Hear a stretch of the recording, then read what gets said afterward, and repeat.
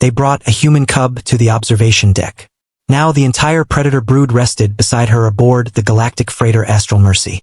The ship hummed through the void between star systems, its cargo holds filled with specimens destined for the Interstellar Biological Research Consortium. Among the crates of mineral samples and exotic flora sat something unprecedented. A human child. The ship's xenobiologist, Vorin, and a member of the insectoid Frank species had objected strenuously when the human cub was brought aboard. Humans were classified as apex predators, deathworlders from a planet so hostile that its dominant species had evolved with forward-facing eyes, persistence hunting capabilities, and a disturbing tendency toward pack bonding with virtually anything. She is 3 of their solar cycles old, Captain Zexter had explained. Orphaned during the mining colony collapse on Kepler 442b, the cub was being transported to the human embassy station. The child's name was Lyra. She possessed the typical features of human young. Disproportionately large cranium, underdeveloped motor control, and those unsettlingly forward-facing eyes. When Vorin first approached her containment cell, she had stared at him with an intensity that made his exoskeleton itch. Then she had smiled. The problems began on the 3rd day. The Astral Mercy carried more than botanical samples. In the lower cargo bay, secured behind triple-reinforced containment fields, were 6 juvenile Crestar predators from the Deathworld of Crestar Prime. Each stood nearly 2 meters tall with obsidian scales, retractable claws capable of shearing through hull plating, and a pack intelligence that made them formidable even to armed security teams. They were being transported to a xeno-preserve, and they were becoming increasingly agitated. The Tar are exhibiting distress behaviors, Finn reported to the captain, pacing, vocalizing, attempting to breach containment. Captain Zexter's eye stalks drooped. Sedation could damage their neural development. These specimens are worth more than this entire vessel. Find another solution. The answer came from an unexpected source.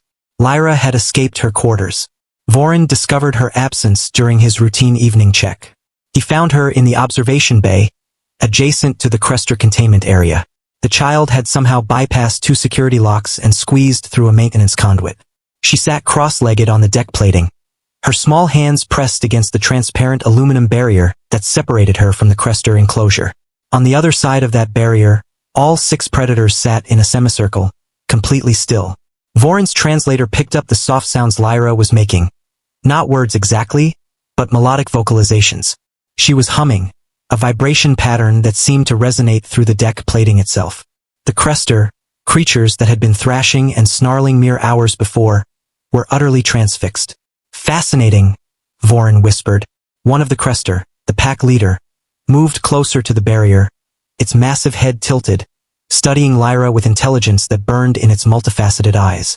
The creature released a low rumbling vocalization. Not a threat display but something closer to a query. Lyra responded immediately, her small voice mimicking the tone and rhythm of the Tar's call. It wasn't perfect, but the intent was clear. Communication, connection. The pack leader's tail, which had been lashing violently for days, slowly lowered into a relaxed position. Vorin should have removed Lyra immediately. Protocol demanded it. But the xenobiologist in him couldn't look away. This was pack-bonding behavior, the same instinct that allowed humans to domesticate creatures on their deadly home world, the same evolutionary quirk that made them see family in anything. Over the next hour, Vorin watched as Lyra negotiated a social contract with 6 of the galaxy's most dangerous predators. She would make sounds and they would respond. She would press her hand against the barrier, and they would touch their snouts to the same spot. When she yawned, the entire pack settled onto the deck. Report. Captain Zexter's voice crackled through Vorin's comm unit. Have you located the human cub? Yes, Captain. She's in the observation bay with the Tar. Explain. They have ceased all aggressive behaviors. The child appears to have established pack order. By the time Captain Zexter arrived, Lyra had curled up on the deck, using her small jacket as a pillow.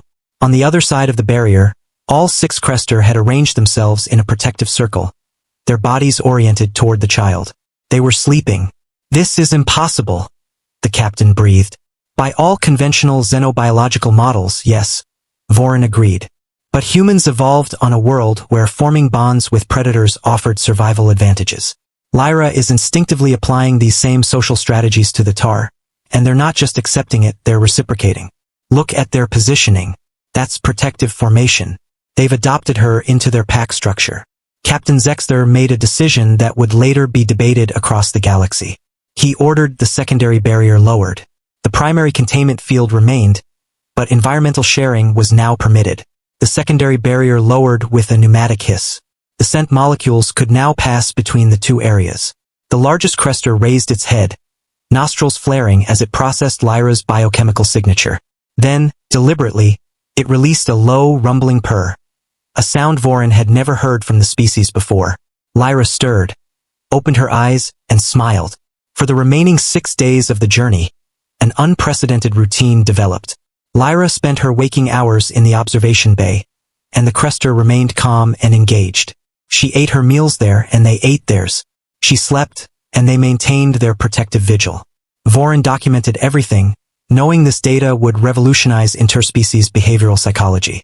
On the final day, as they approached the station, Vorin had to separate Lyra from the tar. The human embassy representatives were waiting. Lyra cried, high-pitched vocalizations of distress. In the cargo bay, all 6 Crestar howled in response. "They're bonded," Captain Crestar observed. "Truly bonded." Finn made a decision that would alter his career forever. "Captain, request permission to speak with the human representatives. I have a proposal." 3 months later, the Interstellar Biological Research Consortium approved an unprecedented experimental protocol. Lyra would be raised at the Xenozoological Preserve alongside the Crestar brood under Vorin's supervision. Vorin watched as 4-year-old Lyra ran through the preserve's meadow, 6 towering Crestar bounding alongside her, their obsidian scales gleaming in artificial sunlight. Where other species saw apex predators, humans saw family. The entire Crestar brood rested beside her that evening, just as they had on the observation deck. And Lyra, small and impossibly fragile, slept peacefully in the center of their protective circle, proving once again that humanity's greatest weapon had never been their capacity for violence. It was their inexhaustible capacity for connection and trust. Please follow my channel for more videos. One click from you can change my life.